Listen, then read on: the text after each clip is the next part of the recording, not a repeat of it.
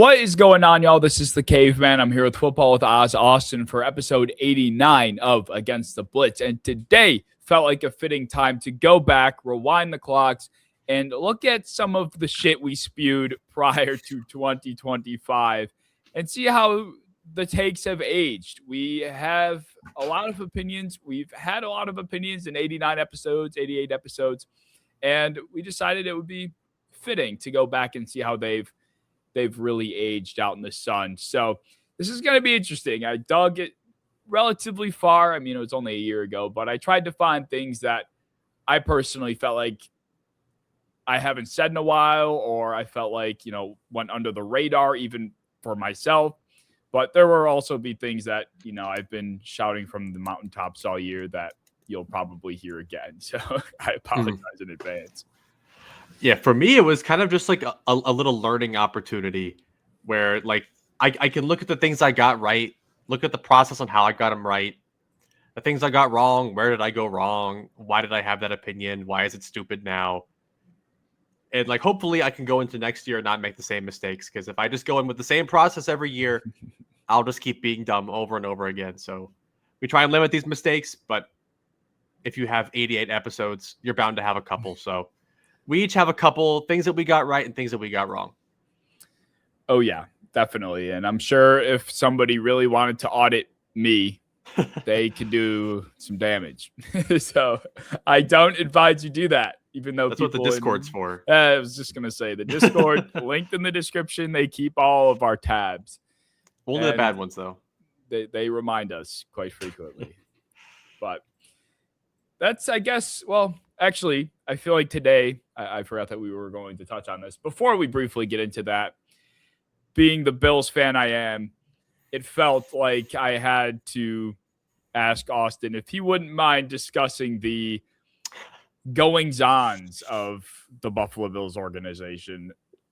There was a press conference this morning that went haywire, I would say. It definitely brought some drought-esque feelings back to what's been a very happy, fruitful, and, gracious fan base. But now we're like, oh man, we've kind of felt these things before and we're not feeling too great. But before I rant, Austin, from an outsider's perspective, like just listening to that, what were your thoughts? Do you feel like lesser? Do you think lesser of the Bills, the coaching spot? Yeah.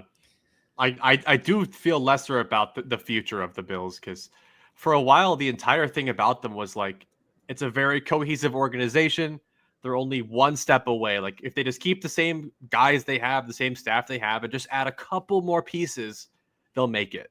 And that's kind of what it sounds like the coaching staff was saying. Like I think they had a meeting with Terry and with Bean, and McDermott was like, hey, we're like a few pieces short. We're close. We've gotten close every year. We're just a little bit short, and this on the roster is why. And they took so offense to it. They're like, no, it's perfect. It's your fault. And then they completely turned on him, fired him. And now they're going to just keep trying to run it back with the same kind of conservative approach. But now that Buffalo energy synergy feels evaporated because the head coach is gone. They're all clearly very upset that he's gone, and they're not going to want to play for a owner and GM that are throwing current rostered players like Keon Coleman under the bus.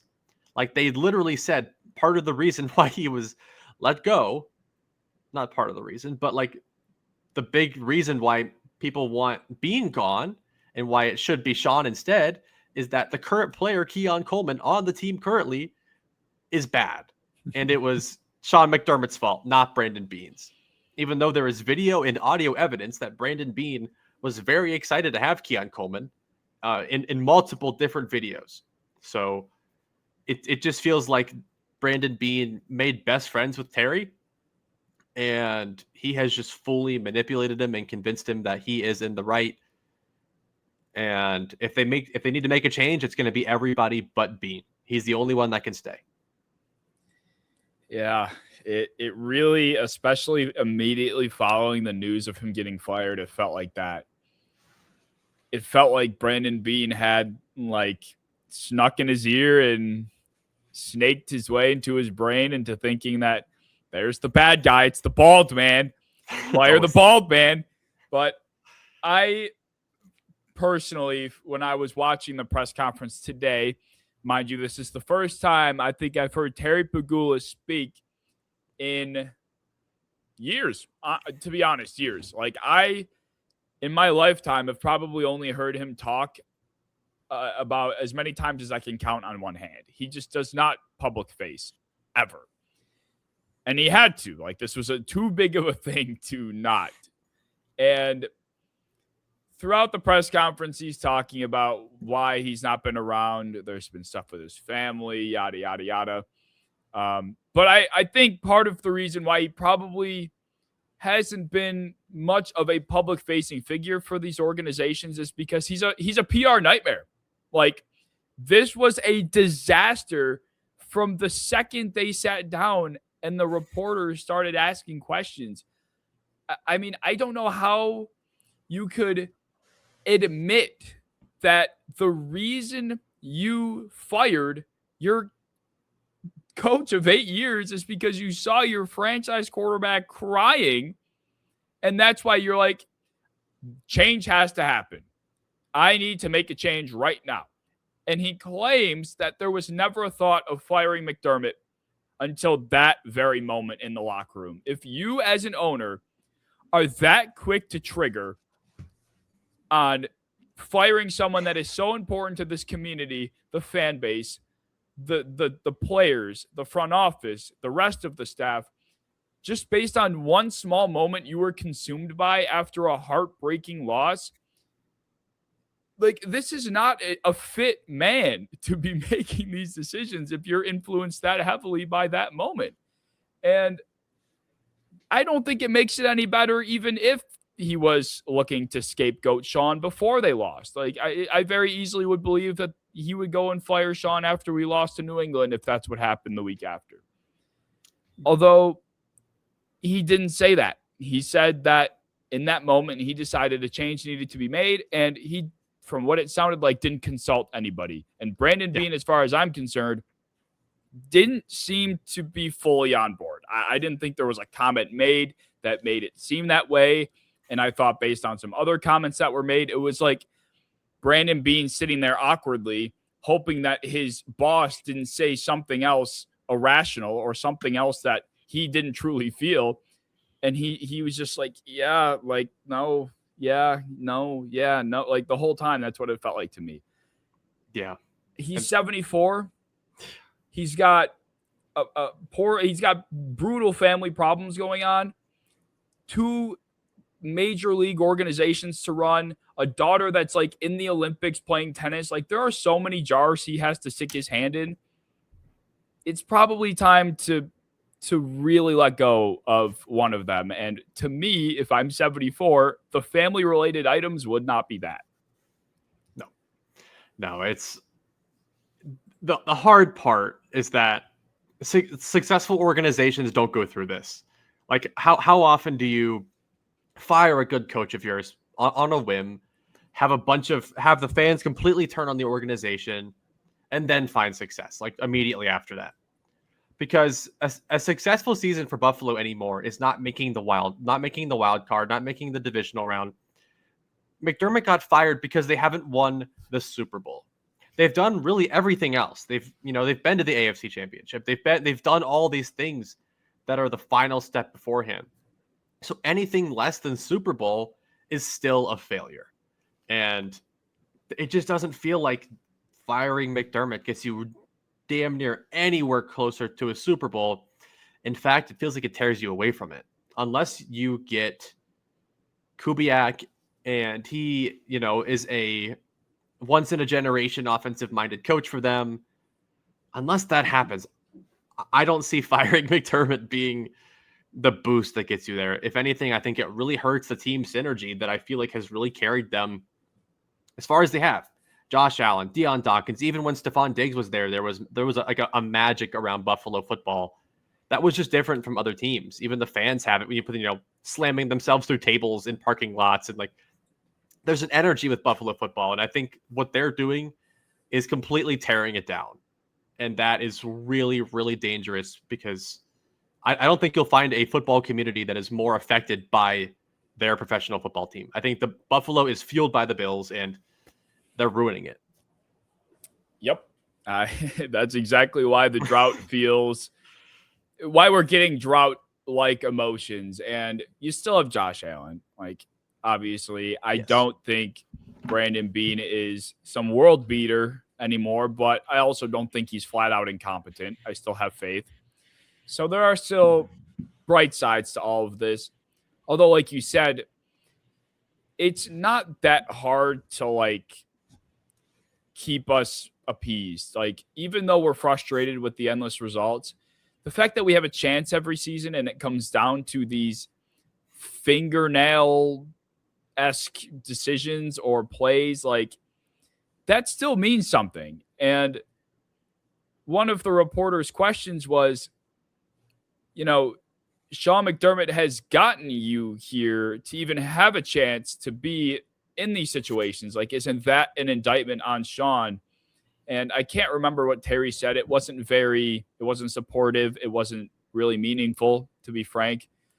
But they just kept reiterating the fact, Terry specifically kept reiterating the fact that he believes the reason why the Bills have been in the playoffs every season under this management is because of the players on the roster. He continued to say a good team doesn't get to where they are without good players. That's what he continued to go back to. And when someone else said that, shouldn't it be a reflection on McDermott that you're continuously here and that in 2025 with all of the injuries that Pakula even referenced back to, the resilience of the team and what you saw, shouldn't that be a reflection of Sean? And he just kept, like I said, going back to the idea that it's all built on the players that Brandon Beane brought in that has gotten them to where they were at. And that is just so amazing to make such a claim. Like, it really is. Like, obviously we don't have bad football players,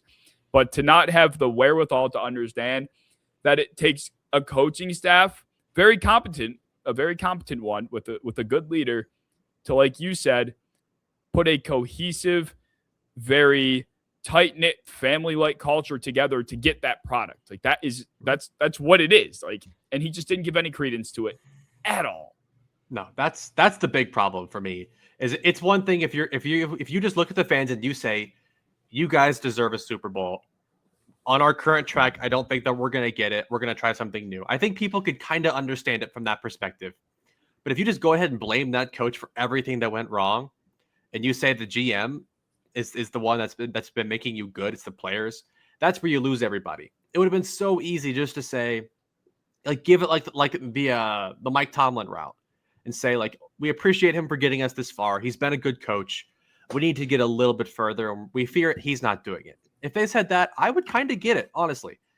Like, hearing him be fired, I wasn't shocked, but their reasonings were disturbing. Like honestly, kind of gross. Yeah.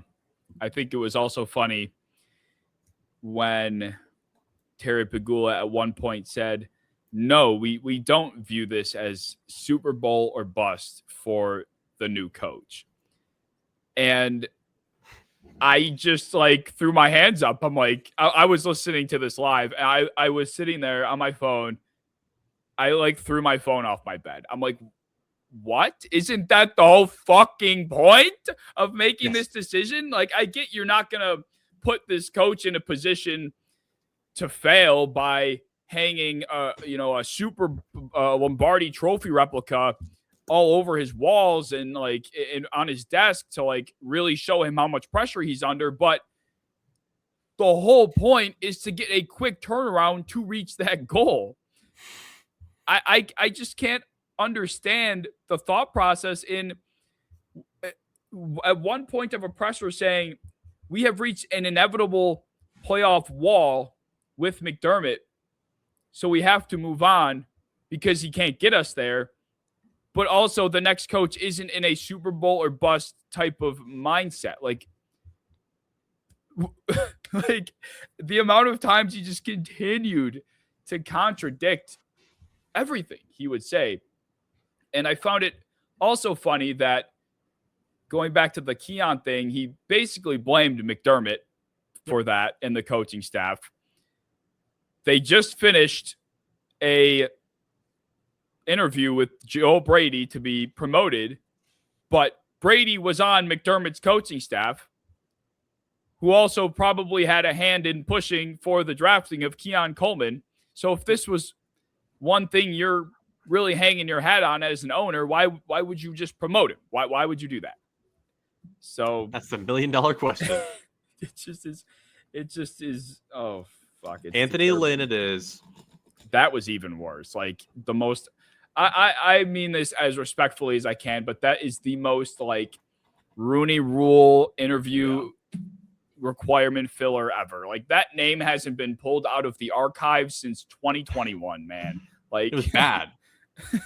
Like his last coaching expeditions were like bad. Like he was getting death threats. Like there's no way you could just bring him in and be, this is our Super Bowl coach. No shot. No, not in the least. The last comment I wanted to make was if he felt some empathy for Josh in the moment, seeing him cry and then hearing his press conference, like he clearly was very broken up about being the reason ultimately why they lost. He clearly blamed himself for it. So don't you think when he heard the news via the media, mind you, that his coach got fired, he probably indirectly blamed himself? Yes. And then when he heard the press conference to hear the owner basically confirm that, don't you think that'll make your quarterback feel that much worse? Not that I guess the $1 billion owner gives a shit, but that's what I was thinking. Like Josh probably has been going through hell these last couple of days, beating himself up about all this. Yeah, and they're just not in a better position draft wise to really get another stud. So it kind of looks like they're just be running it back with a very similar group and a very similar season. And he just has this extra weight on him now of like, oh my God, I kind of got him fired.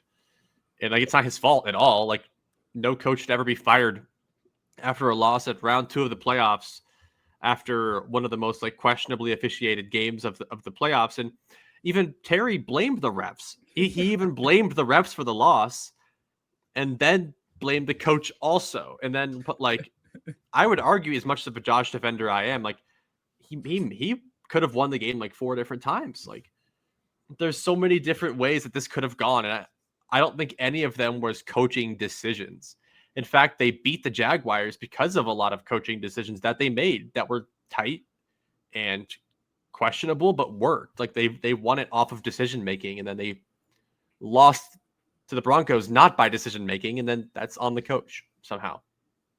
Yep, he did. He did say that, didn't he? At one point, he even like interrupted Brandon Beane to say that was a catch or something like that. Yeah.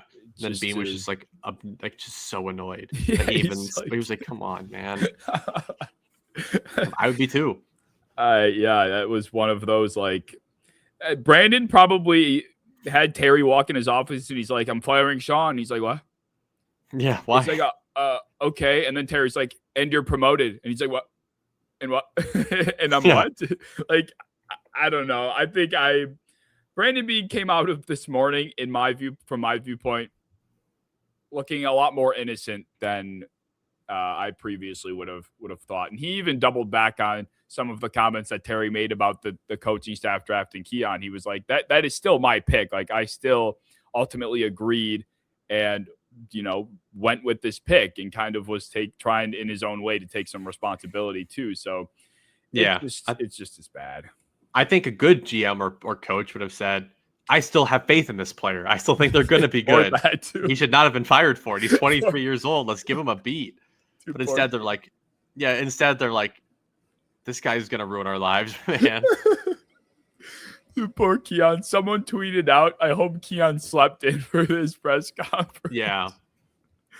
Dude, could you imagine just sitting there like, and your boss is, I who knows how many times Terry has even spoke to Keon, and he's just airing his ass out to millions. So funny if they're just like Me? You talk You're about me fired. right now? My coach got fired because I suck. My defensive-minded coach got fired because I suck. That stinks. Dude, Cam Newton did so much damage to that He poor did. guy. He did.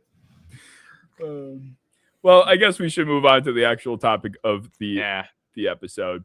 But that was just too substantial, especially being the miserable fan I am, to not bring up. Best and worst takes of the 2025 preseason. Austin, what side of the coin do you want to start with? We always start positive over here on this side. We like to talk about things we did well here because I don't want to seem too stupid. That's fair. You go ahead. What was your... Let's start with the absolute best take that you had preseason that you were fully confident in that you saw all the way through. I think my proudest one would be keeping Carson Schlesinger as my linebacker 1 in the NFL draft over the media push of Jahad Campbell. I truly felt in my heart that Carson Schlesinger would be not only the best linebacker in the draft, but I said he'd probably be a top 10 linebacker in the draft in the NFL pretty quickly. And I feel like that's kind of where we're at already. I think we're kind of already in that territory. Seeing it, I don't think was the hard part. I think sticking with it and not being pressured by everybody's draft rankings for me to be like the only human to ever put Schlesinger at linebacker 1. That was tough, but I stuck with it, and it's looking very, very true. I remember seeing a mock draft for the first time around, when the draft was in April, and seeing my first mock from the internet where Carson Schlesinger was going to the Rams at 26. And I'm like, Austin's been saying that he could potentially be a first rounder. And I was finally seeing like some hype starting to catch up from everybody else, but it was not until very late. And, I'm sitting here like, yeah, I knew that guy because of that guy. So I was like, wow, he saw this literally until the very end. And now here we are a whole year in. And I mean, it could not have been more true. This guy's probably the defensive player of the year had he not missed 3 games. He might still be. Who knows what these voters are going to do? I think he was the favorite. I think the playoff of Nicky Manmori is going to help him out. He had a really good game, so I think he's just fresh in everybody's brains. And Schlesinger missed a couple games, so I wouldn't be mad if he lost. Eman Mori also had a great season, but he also missed some games. So who knows? They're honestly pretty neck and neck. Either way, I think it's pretty clear how damn good this guy is. Oh, yeah, absolutely. It is clear as day. And I guess just for the sake of the easy segue, I'm going to flip over to a bad take of mine. And this one I forgot about until I dug into it for this episode. Relating to the Browns, we recapped the grades that we would give for every team in the for the NFL draft. And I gave the Browns a flat out F. I thought they failed. I was very upset with the decision they made to trade out of Travis Hunter range. And like I said, I just gave them a failure, literally. I think I gave 2 teams an F, and they were one of them. My reasoning at the time was simply because Travis Hunter is a generational player, which he still is and was at the time. I don't take that back.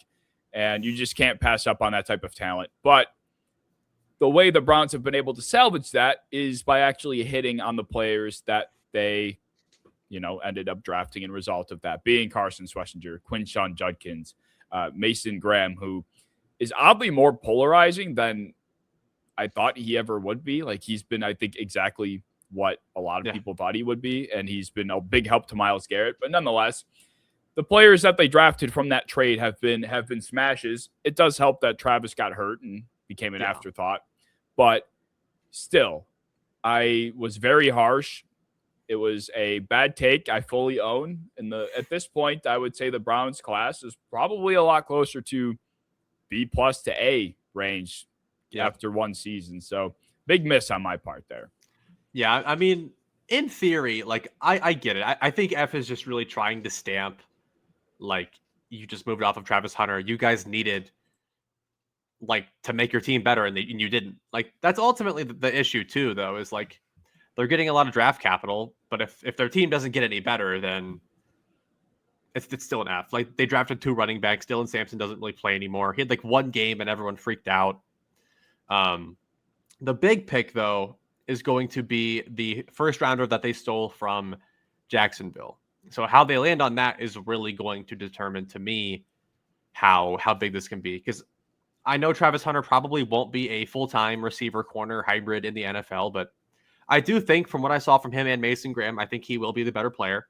And I think Judkins will help bridge that, but it really depends on how good the pick is with the 26th overall pick, whatever they stole from Jacksonville. That's really going to determine to me how lopsided this is. Because as of right now, if Travis Hunter ends up being a Pro Bowl caliber corner, I still think we're even. It just really depends if they slam that second first round pick this coming year. Yeah, that is very true. I forgot that pick was even a part of it, to be honest with you. But if that does pull through and they're able to cash in on that, then we're looking at pretty good haul in terms of, you see those Bleacher Report graphics from big trades that happen around draft time. It's like this team traded that, and then it's like one player, like the Bryce Young graphic. We see that constantly. Yeah. Like that's what this Tyreek is Hill be. too. Yes. Yeah. Yep. And we're going to be seeing this given how this all pans out. And right now it's trending in the direction of, oh, look at these idiot Jaguars that traded all of these great players away for Travis Hunter, who now sucks, hypothetically. But that's the framing they always will go with in like times like this. Yeah, it's the same as fantasy trades, though. Like, I don't think that you necessarily need to win the trade. Like, on paper, even if they lose the trade, but Travis Hunter becomes really good and helps their team win more games, that's fine. Because as of right now, like, I think if they beat Buffalo, I think they make the Super Bowl. I think that was a bad matchup for them. I think they would have beat the other teams that they played in the playoffs. Like, they're that good of a team. So to be getting Travis Hunter back, like, I think a glue guy like Mason Graham would help, and whoever they got in the second round would probably help. But I think getting Travis Hunter back is going to be so huge that, like, I'm not ready to call that. Like, obviously an F was a little like dramatic, but yeah, I'm not ready to call like a total failure just yet, though. Yeah, definitely. If I would have given it like a C, then I probably would have skipped over this and not included it here. But yeah, I gotta stick to my word. I was that adamant that I hated it that much. So it's a failure. It's a bad take. I also didn't love it. I also didn't love it. I don't know if I gave it an F, but I definitely didn't. You didn't give out a single F. I don't give out a lot of Fs. Nature. No, it's not. I don't give out a lot of Fs. But yeah, I still definitely didn't hate the Jacksonville part of the trade as much as other people did. Like, I was pretty with you on that, though. Still, drafting Dylan Gabriel in the third made me a lot more sour on that draft than anyway. Double dipping at quarterback and running back was definitely kind of a part of my bad grade as well, not just the trade. Right. Well, what was the next take you wanted to share? I would say my poor take. I'm going to stick with a draft one, and I'm happy. Like, this is one where I'm so happy to be wrong because it's kind of fun. But Tyler Shuck being a good quarterback is so cool to me. I don't know why, because we were both pretty like I don't know if we hated it, Shuck, but we were just like, I'm not seeing it, man. Like, 26-year-old, the tape's cool, but like, how much development is this guy really going to get? But he came in and was, in my opinion, probably put up the best tape of any rookie quarterback this season. I know Dart had his moments, Cam Ward had his moments, whatever, but I think Shuck overall impressed me the most, and he was probably the one that I spent the most negative energy towards of all rookie quarterbacks. So I'm actually really hyped to see him be good. Yeah, I also wrote that down as one of my worst takes as well. I was as harsh as I was on the Browns. I think I was probably 3 times more harsh on the Tyler Shuck selection. That's just my nature. I can't help myself. But I admittedly did not see any vision. I saw one throw he made rolling left to the back of the end zone under pressure that I thought tricked everybody into believing he could be anything in the NFL. To me, this was a panicky, not good under pressure, not all too athletic type of 26-year-old quarterback that really didn't have a single redeemable trait, to be honest with you. But he has been a lot more mature. Like the maturity thing that you talk about when you draft an older player, I feel like is such a tough thing to bank on because you just don't know. You're still jumping from college to the NFL. It doesn't ultimately matter how old you are. You just hope to God that the transition works. And it has. And you're seeing that maturity cash in. And when you say the best tape, obviously we're not talking about highlights here. I'm not going to tell you that Tyler Shuck made more highlight throws than Cam Ward or made more highlight plays than Jackson Dart. He might have. He might have. Honestly, he might have. I don't know. Ward made some stupid He did. throws. He did. He had a full season to do it. He did. Shuck was only in here for like half of it. Yeah. And he threw some buttery throws. He brought out the best Chris Olave we've ever seen, probably. Yeah. Like there was some. I mean, who else was out here? Vele, like Jawan Johnson. He was making Jawan Johnson good again. Like we were looking at some good football. There's a reason they're not picking top 5 right now. Like they played pretty well down the stretch. Yeah, like if you evaluate him from a drop back by drop back pure quarterbacking process perspective, easily the best in the class. Like there is comfortability in the pocket. You can see a progression occurring every single time he's back there. And if you want the excitement, there was that as well. That asshole cost me so much money against the Buccaneers because he just ran all over them for no reason. And we're like, okay, well, I guess Tyler Shuck's the best. He's the greatest. Really? And that was the moment I'm like, the only way I'm going to be able to reconcile with that bad take, with the amount of money that he cost me and, et cetera, I just have to admit he's good. And from that point forward is when I repented. And here I am once again admitting that Tyler Shuck is a hell of a lot better than I ever would have imagined. And like you said, it's fun. Like there's no reason to hate on him. He's a good quarterback.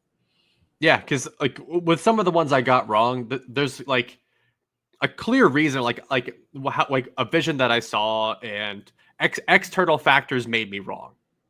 But with this one, like I just didn't see the vision, but the vision was there. I just didn't see it, and I'm happy I didn't, because now I get to be happily surprised. And at the same time, he was taken at such appropriate value for who he is, like second round pick. Like that's where people are taking Will Levis. That's where they're taking a lot of like these bridge guys. But I think Shuck could be like a legit starter.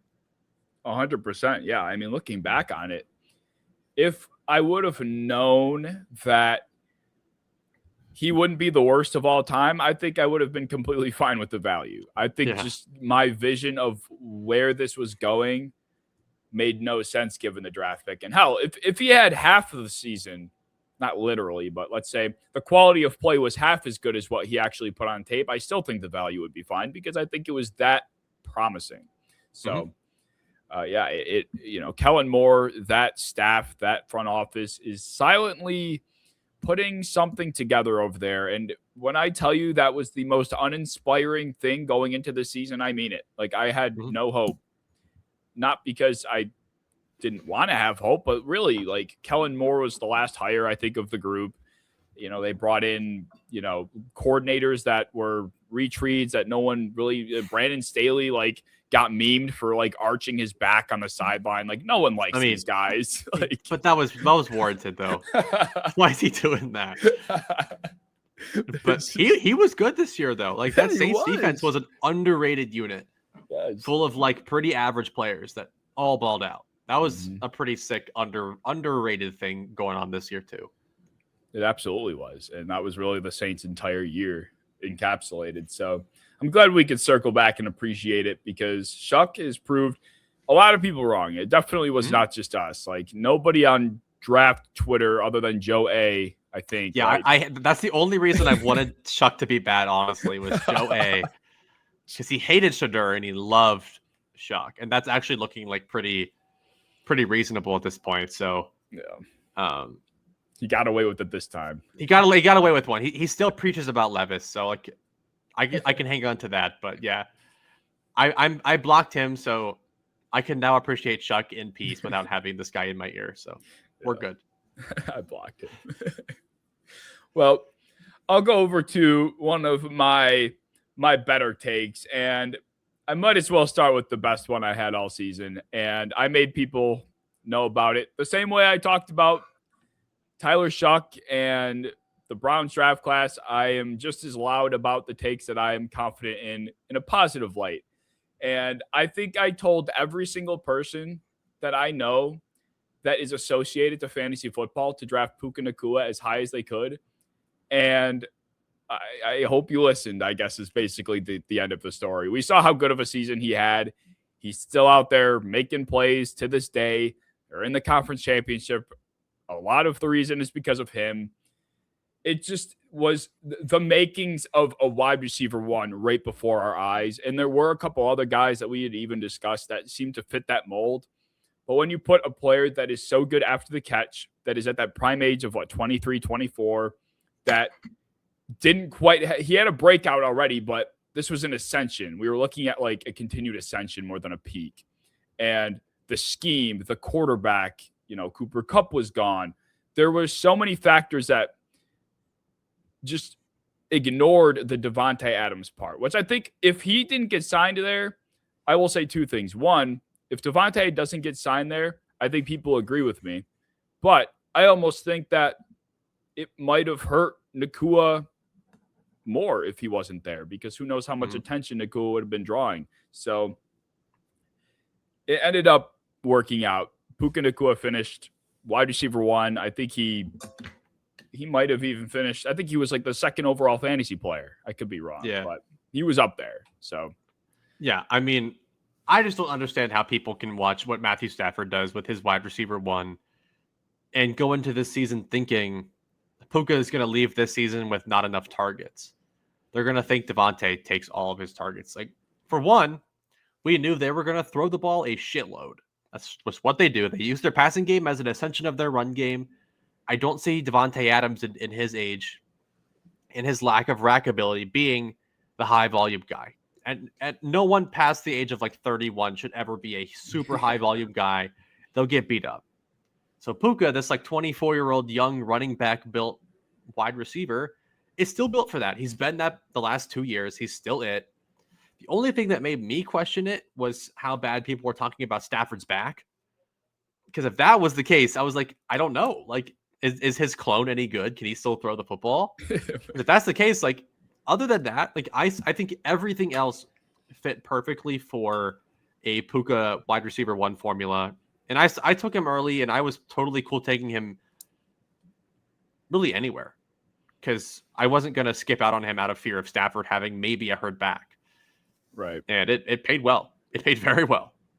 I was horrified. I had spent months campaigning for that just to hear about Matthew Stafford and his lower back cramps in the cryo chamber mobile homes that he's sitting in and the potential duplication of him. Like, it was stressing me the hell out. I had made a bet with Sam in our Discord that he would finish top 3, but barring an injury to Stafford / Nacua. And the loser would have to go bald. I spared him. I'm a nice guy. Why would you do that? What? You spared him? Oh, yeah, I did. Even though I know for a fact the same grace would not be given to me. Exactly. I know for a fact if Nacua would have finished like wide receiver 6 or 4. Like, I know for a fact Michael Penis would be in my DMs every fucking day asking for me to be bald. Every day. Outlaw would have me doxxed. Rhett would be pressing me. I just know it. But yeah, I did give grace. But that take, there's one thing that for some reason I'm good at, and it's predicting top wide receivers in fantasy. I'm like 3 years in a row onto this. Other than that, I'm throwing shit at a wall. But that I've been sticking consistently. Yeah, like it wasn't even crazy, but it was kind of treated that way. Yes. Which is wild. Like for the volume that guy has consistently got over like the first 2 years of his career, and like I was there watching when you were saying it, and they're like, "No way, dude, no way." Like, what do you mean, no way? Like obviously Jamar had the season he had before, but like things change. It's one Burrow injury away, which is a lot more likely than a Stafford injury to take him out. And like, is he the whole? Like, who else was it going to be? Other than Jamar, like was JJ McCarthy going to support a Justin Jefferson wide receiver one season? Hell no. No. We knew that from the preseason. It wasn't happening. 100%. So I'm glad to have that one on my resume. Yes, that was a good one. Well, if I'm going to go back to being right in some way, I think I'll go back to a team that I really, really liked. And it was kind of a narrative about this team that a lot of people were down on that I actually liked. But when the Seahawks got rid of Geno Smith and they brought in Darnold, I thought they would get better. Like bringing in Kubiak, bringing in Darnold. A lot of people thought the Seahawks were kind of done because there was this like film bro-esque thing going on where everyone said Geno Smith was top 10. And everyone also kind of collectively thought that Darnold was a hack and that he was a KOC merchant. And when they got rid of Geno and brought in Darnold, people were like, they're screwed. They are so screwed. But I really felt super confident in this defense. I felt that it would be a top 5 unit. And I thought that Darnold was at least a decent quarterback. Like, there's no way he reverts back to like the Jets days or the Carolina days. I felt at minimum he is a top 16 quarterback that will be better than he is not. And so far, we are seeing them as possible Super Bowl favorites right now. So I feel really good about that one. Yeah, you were one of the few that I could remember not. I'm not going to say everyone was bashing the changes that were made, but 95% of people didn't feel good about it. I'll tell you that much. And it was one of those situations from my viewpoint where it was hard to see through simply because of the lack of weaponry. It's like, at least in Minnesota, we're looking at Justin Jefferson, Jordan Addison, TJ Hawkinson before his injury. I think he got injured that year. But nonetheless, even Aaron Jones, like, there was a lot more to work with there. A better offensive line even. And then you go to Seattle where Metcalf gets dealt away. Tyler Lockett's gone. This has been known as like, the terrorist front five for the last couple of years because of how Geno's been just decimated per Film Bros, but he was.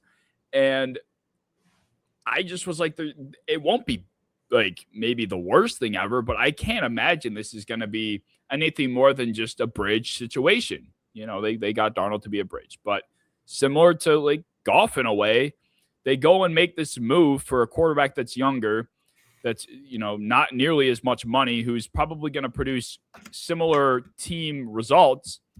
And it's ended up being the best move they could have made, quite frankly. So yeah, that was a bullseye on your part, a rare one in terms of how others felt. Yeah. It feels weird that Sam Darnold's still only 28 years old. Like, the guy's like a year and a half older than Tyler Shuck, which is such a strange thing. Which is partially why I didn't like Shuck that much. But that's insane. I mean, like, it's felt like Darnold's been around for so long that like it kind of felt like there was no more development to be had. But around this time in your career, 27 to like 31 is like peak development time. This is really where we see pocket quarterbacks reach like a next level of comfort. And that's kind of where they can start getting a little confident, making these just swagger throws. Very similar to that one that he threw in the playoff game against San Fran, where like he was rolling to his left, threw an absolute C to JSN. These are high confidence throws. That's somebody that knows what he can do. And that's where he's at now. That's stuff that he wasn't even really attempting last season. Last season, he was very instructor. This year, he's a little bit more of a gamer, for better or for worse. But it's made a lot of fun moments out of it. I think the biggest factor was I also felt very strongly about JSN. I tried to pick him up in every fantasy league that I could. And I already felt that he was a top 10 receiver in the NFL. So when DK left, I was like, finally, like, we actually get to feature the better receiver. It kind of made me happy. I've kind of felt DK was overrated for a long time now. So to move off from him and get JSN as like the peak volume guy, I was pretty hype about that. For sure. And we saw what that ascended into, and we can only credit Darnold for that as well. The way that they manifested a connection preseason, and it turned into, a duo that was better than Darnold and Jefferson. I don't think many people could have foreseen that, to be honest with you. I didn't think it was that far. Like, yeah. I'd be pretty shocked if you would have told me that he was arguably the best receiver of the year. I would have been pretty shocked about that. But if you would have told me he was like, top 6, maybe I could, like, I would have saw that vision out for sure. But to be like to be the receiving leader in the NFL for how frequently they throw the ball too. That's very, very impressive. And that's even beyond what I thought. Absolutely. Which is cool to see. I feel like Seattle, I don't know. I don't think I've ever had any animosity towards Seattle. Another good fan base. Like, great fan base. That's why I like them so much because, you know, back when I was like peak posting like every other, like twice a day even, I encountered a lot of fans, and Seattle were like consistently the coolest fans. Like they understood everything negative. They backed up all my positive. Like they were by far in a tier of their own, the coolest fans that I dealt with every day. So definitely rooting for them to win the whole thing. I saw a stat about their record in the playoffs at home, and I was flabbergasted. Let me see if I can. I mean, it's a terrifying place to play, man. Like they have a whole flag dedicated to like being a person. Yeah, I know. They're so like their fan base is so loud and like intense that they literally count them as a player because of how impactful it is. Seattle is 13-4 at home in the playoffs all time. Oh my God. And one of the 4 losses was in the COVID year without fans. Wow. Ironic. Yeah, so that makes sense actually. So you said 13-3 then without, you know, factoring COVID year. That's pretty insane. It is. And they weren't even good then, really, honestly, during COVID. They were not that good. So this is that's a really cool stat, but it makes a lot of sense considering they're like the most famous fans, probably in American sports. The 12th man is in a very, very intense experience.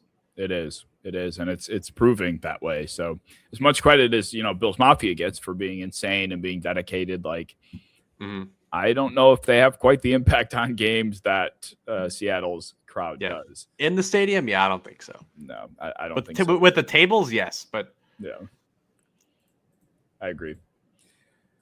Well, my next take, I'll stick to a positive one, and it's one that I forgot I had, but I was pretty gung-ho about it at the time, and I think most people would have wished this happened and definitely want it to happen now.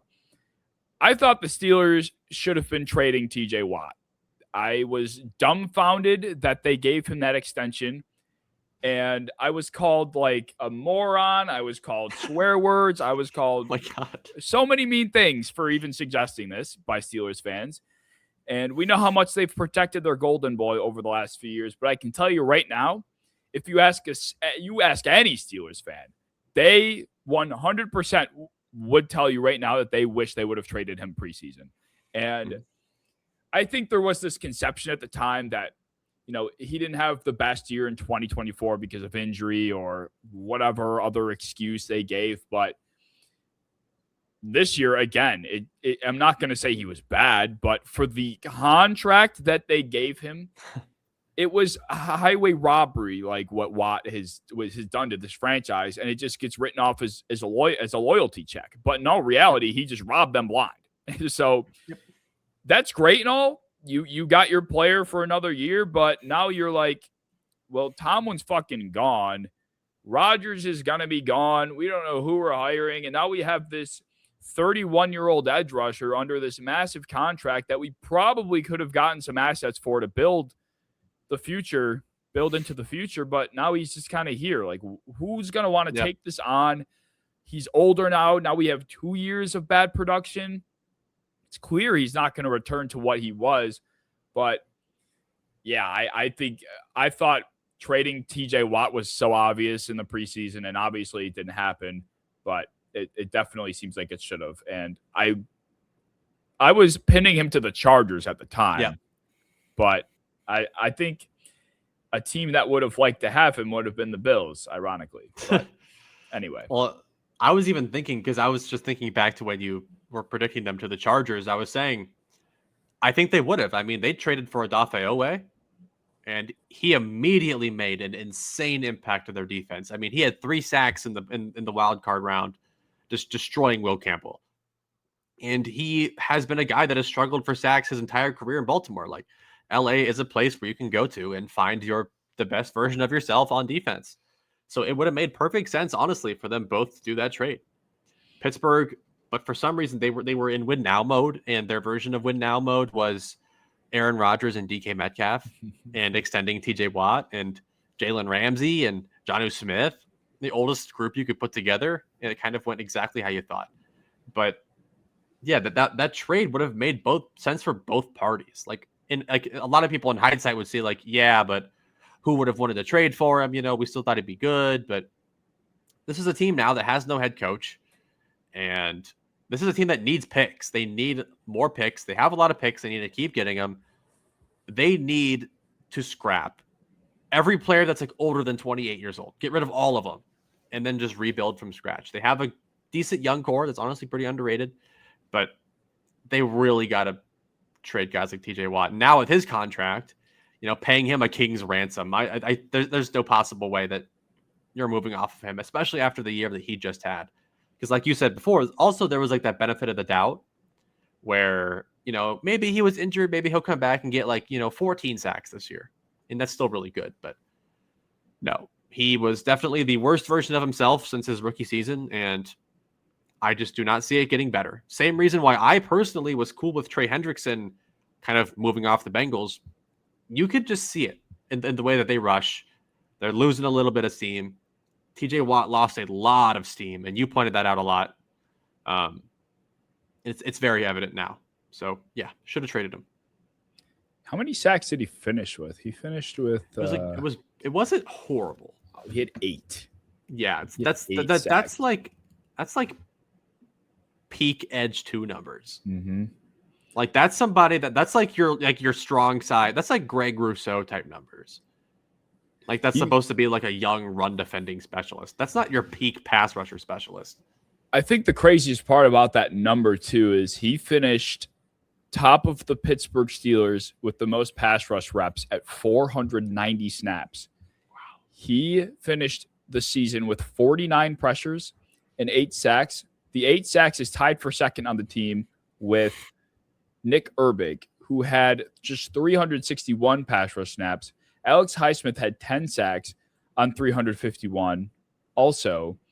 And the pressure numbers are even more concerning. TJ Watt finished with 49 with over 100 more pass rush snaps, whereas Herbig and Highsmith had 48 and 44 respectively. So, I mean, we're talking about, like you said, an edge 2 at best for a guy that's on the field getting so much money playing 500 snaps. Like, yikes.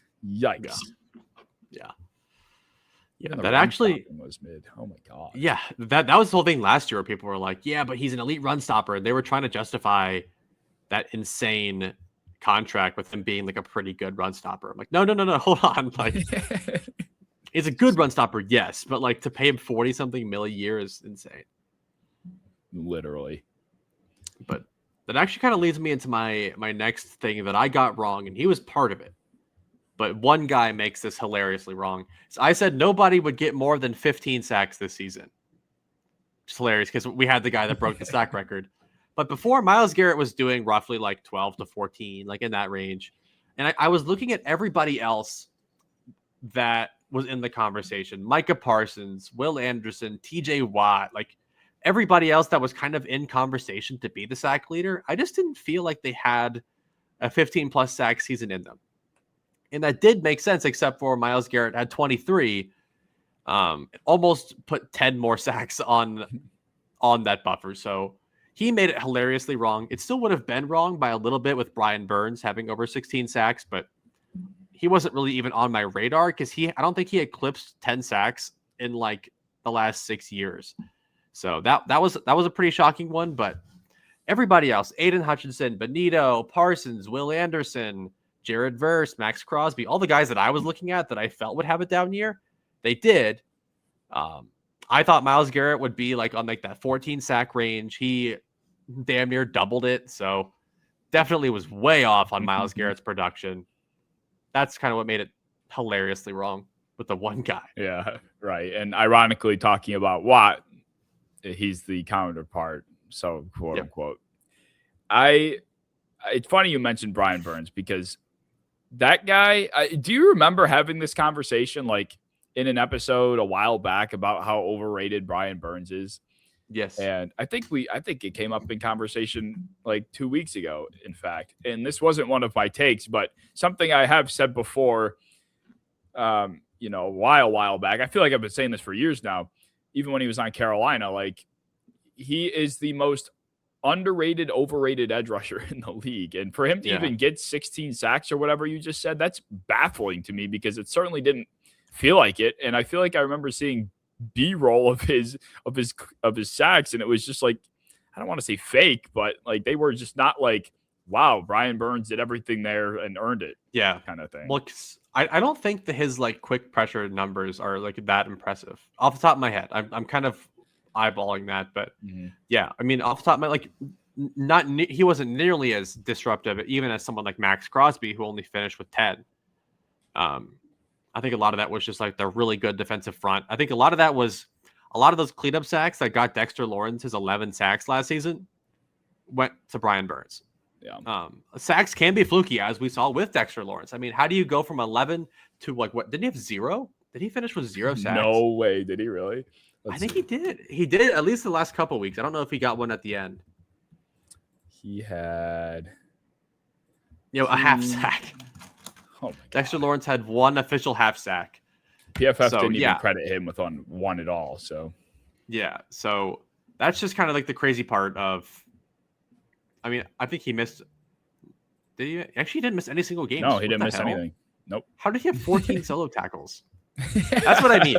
This is what I mean. Sacks are such like they're by far like the worst way to like describe disruption or impact. Myles Garrett's was different because he had 23, and he also was at the very top of all the other pass rush statistics. So, but also he was finishing them in like lightning speed.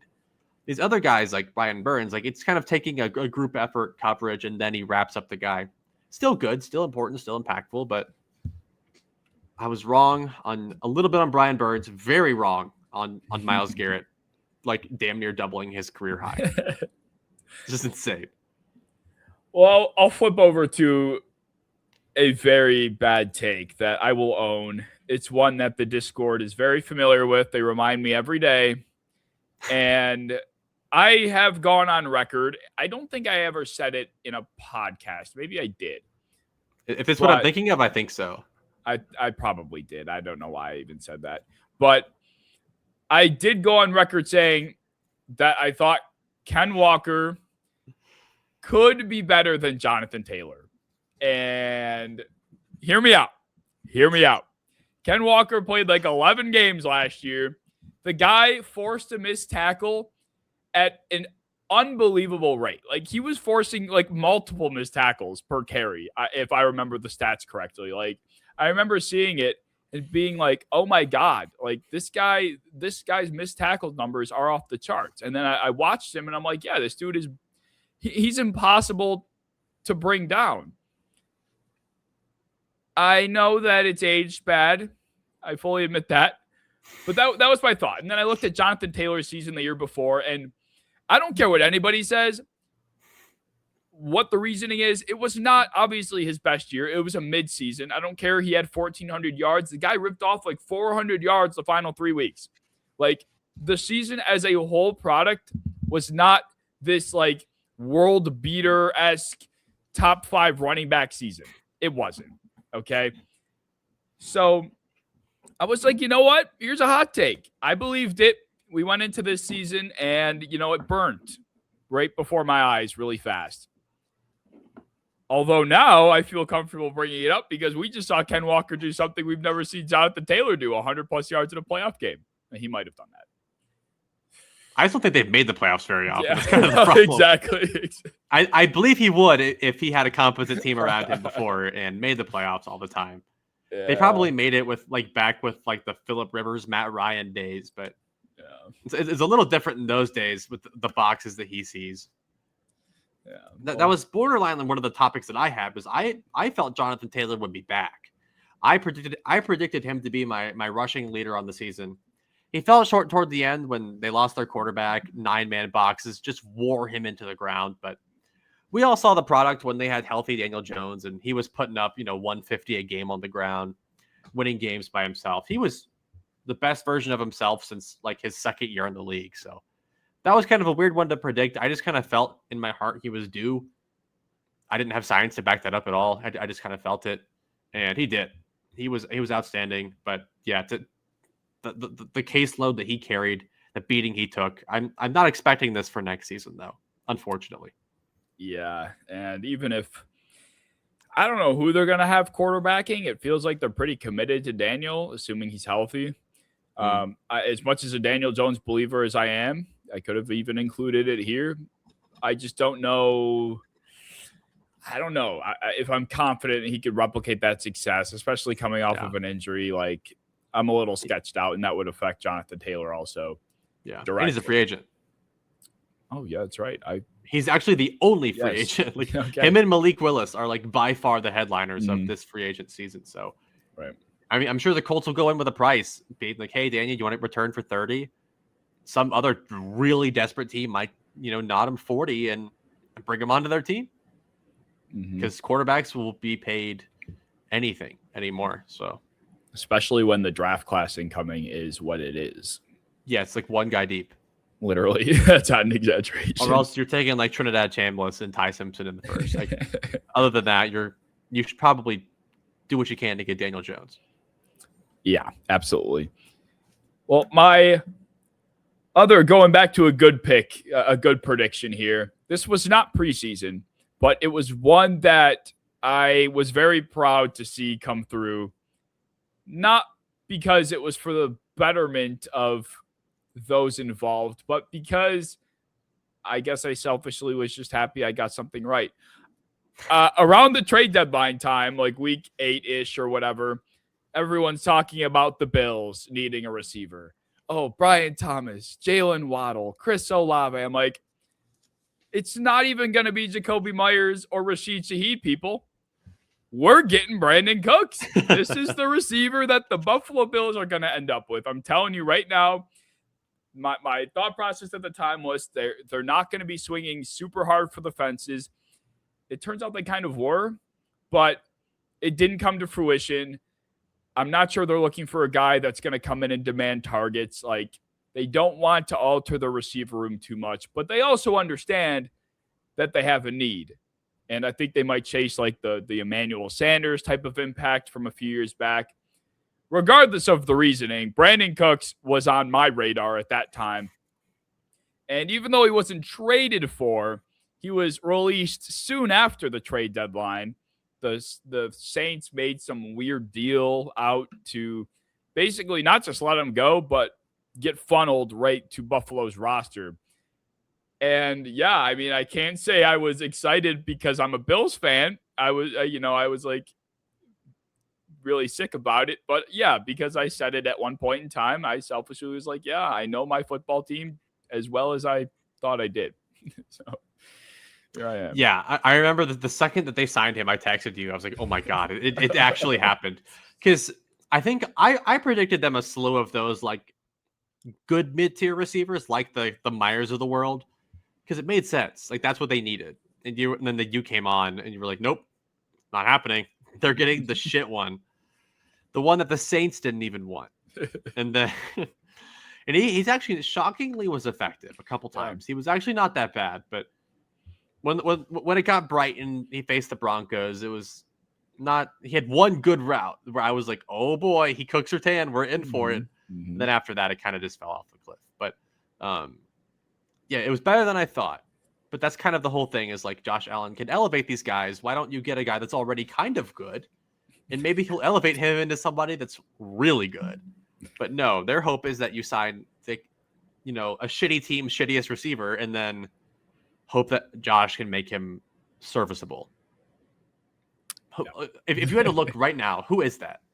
Who is a guy right now that just screams Josh Palmer, Brandon Cooks? Who is the next Bills receiver? Is what you're saying? Yes. Let's look based on your science, because I don't think this is. I think this is just a vibes thing right here. Like, it absolutely is. In my head, immediately, I thought Josh Reynolds was a guy, but that felt really gross. I gotta see that felt really gross. That felt really gross. 2026 wide receiver free agents. Is someone like Greg Dortch even like too optimistic? I think only because of the position he plays. It might be a little just bit more slot guys. Yeah. I mean this year they went freaking Curtis Samuel on top of Shakir.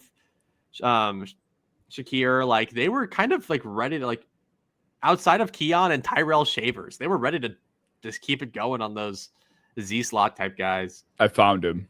I already know. Oh, he's a little old though. Tim Patrick. Oh, they don't mind those. They don't mind old.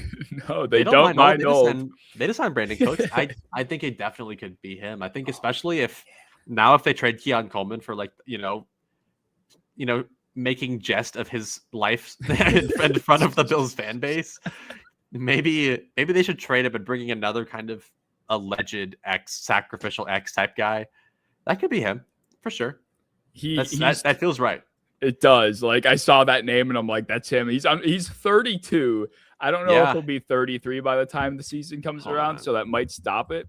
But to me, what you get in Tim Patrick is, like you said, that sacrificial X. He's a big frame that'll help in run support, and he's a special teamer.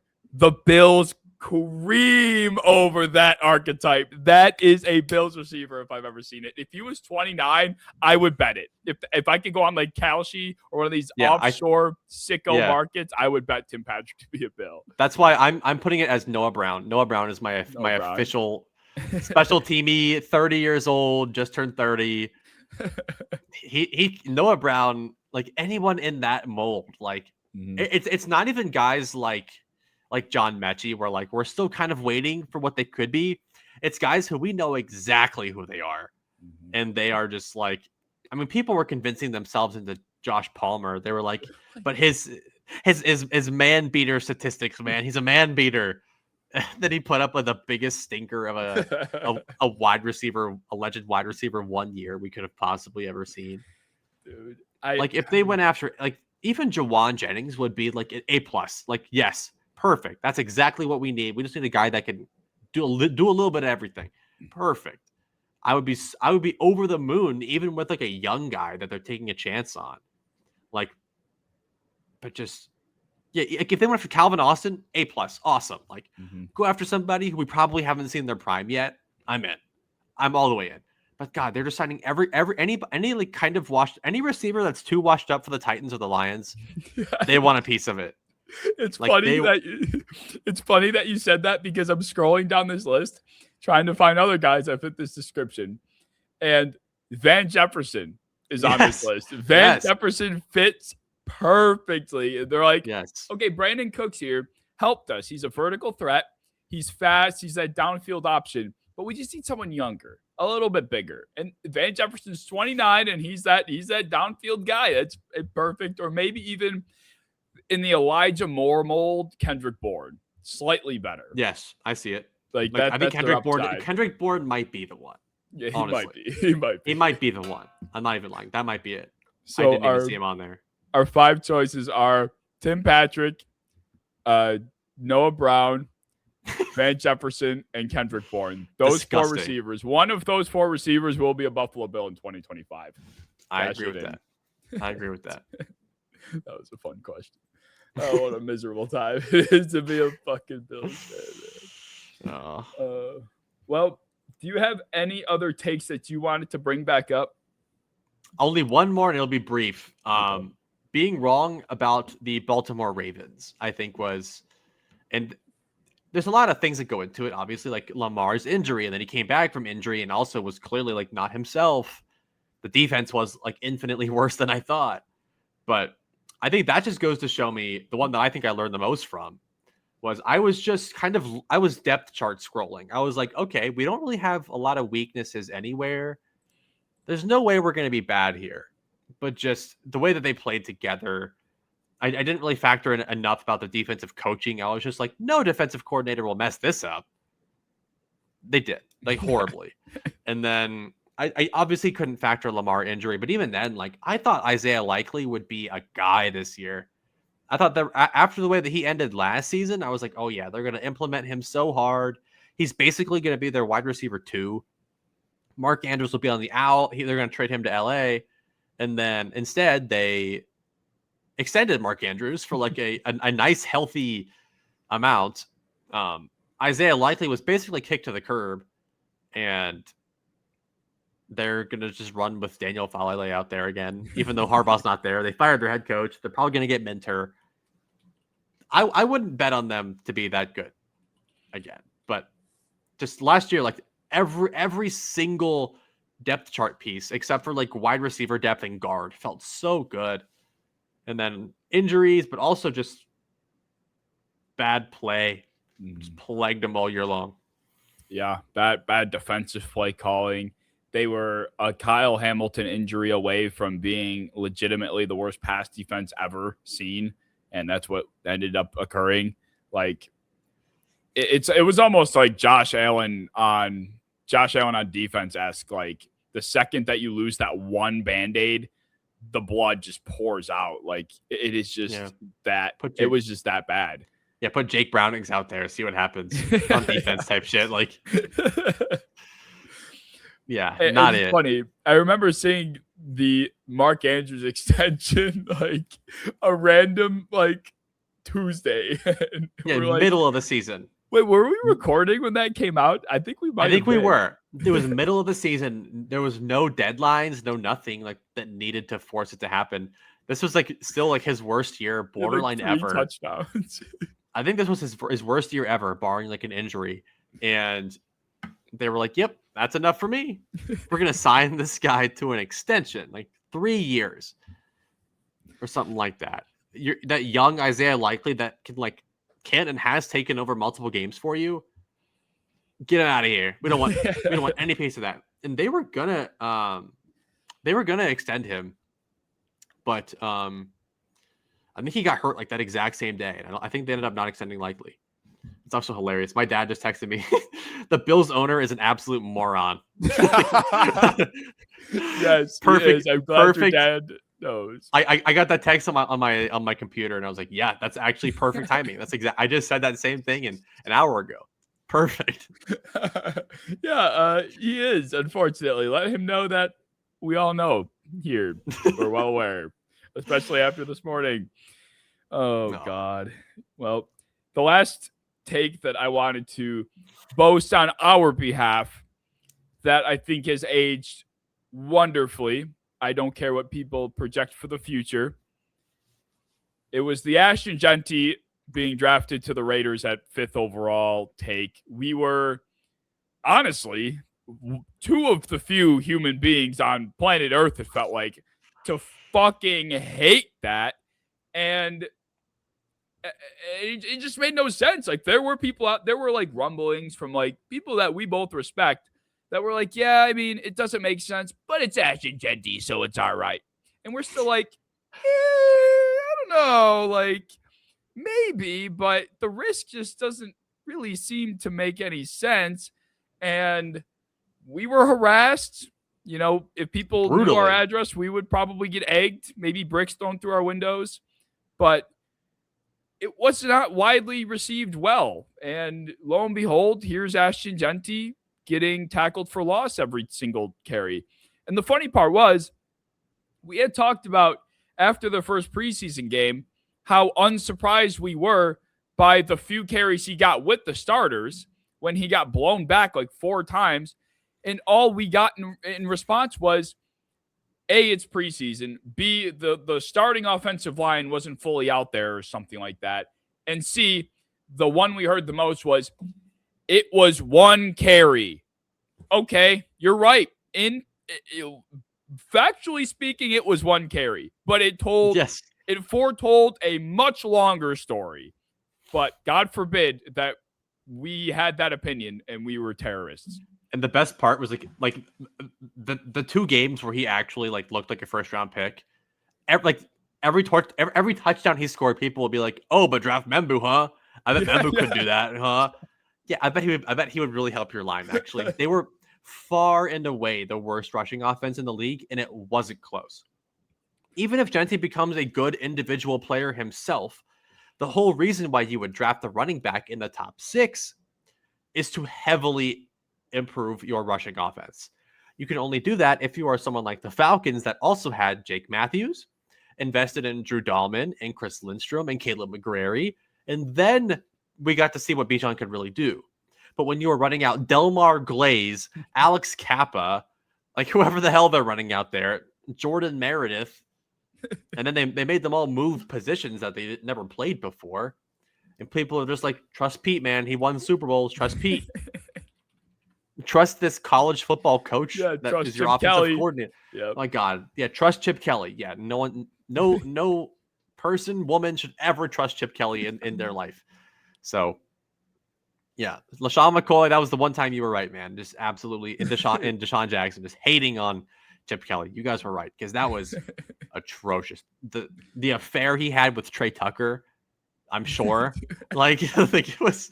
I know, right? Oh my god, it was so bad. Like they kicked Jacoby Myers out of town. Man, think of one receiver that would fit really well with Fernando Mendoza next year. Probably Jacoby Myers. And they kicked him out of town. And they wanted to keep like Trey Tucker, Dante Thornton. Yeah.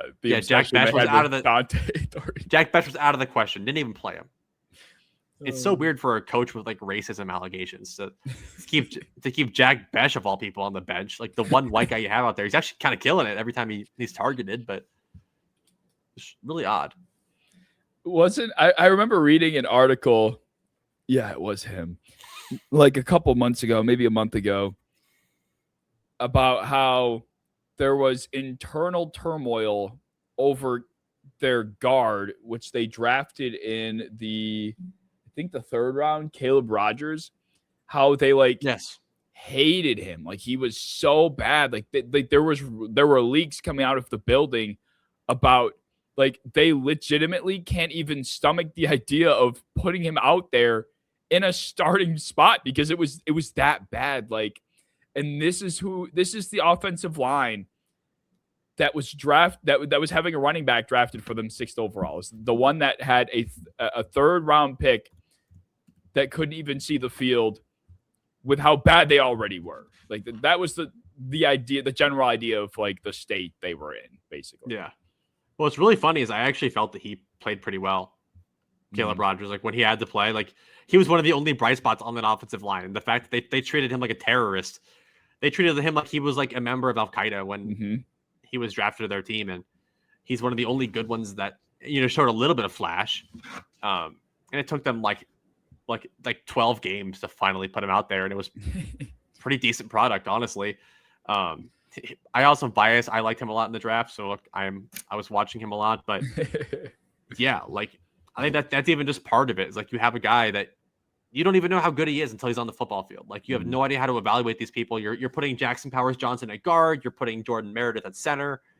You're flipping people around, and you created the worst line in football that created by far the worst rushing offense in the league. Yep. Like you said, even if it does turn out to be okay, or maybe like 3 years from now, we can look back and say, all right, it's panned out, I guess. No, yes. It hasn't. It still didn't justify the capital it required to acquire said player. You very easily could have drafted Kyle Monangai in the 7th like the Bears did and gotten similar production. I hate to break it to you. So yes, this is true. Yes. Well, that will wrap up what I thought was a fun episode of revisiting some of our old opinions. I was told to comb my hair and take a shower in my comment section today, so I'm going to go and do that after this episode. But if you guys have any thoughts, feel free to leave them down in the comment section below. Join our Discord, linked in the description as well. You can hear these takes firsthand, and you can be reminded of all of them frequently. So keep tabs if you'd like. There's probably a scoreboard on Michael Penis Jr.'s wall of all my bad takes. But we will see you guys in episode 90. Wow.